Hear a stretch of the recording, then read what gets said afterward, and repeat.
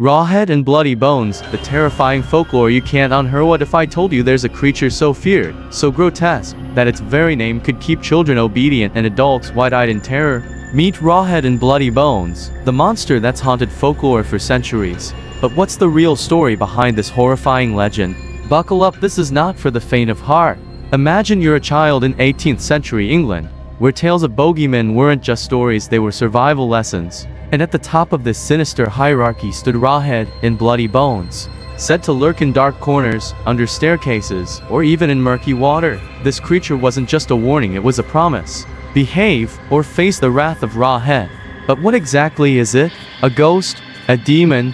Something far worse? The origins, where horror began. The legend of Rawhead and Bloody Bones comes from British folklore, but it's not a simple tale. In some versions, it's a blood-soaked revenant, a skeletal figure that drags the disobedient into darkness.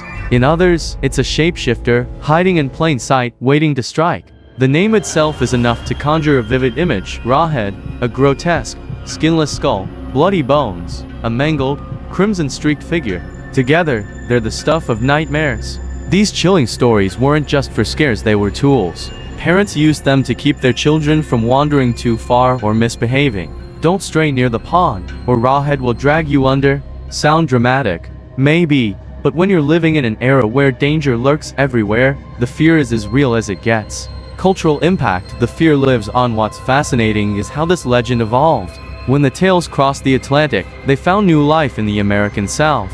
Here, the story took on even darker tones, with Rawhead often described as a vengeful spirit seeking justice for a wrong past.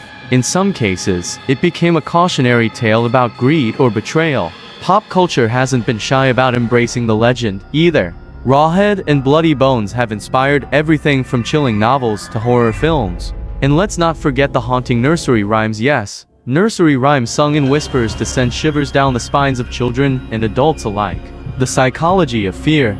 But why does Rawhead and Bloody Bones stick with us? Because it taps into primal fears: the dark, the unknown, and the consequences of our actions. It's not just a monster, it's a mirror to our own fears and morality.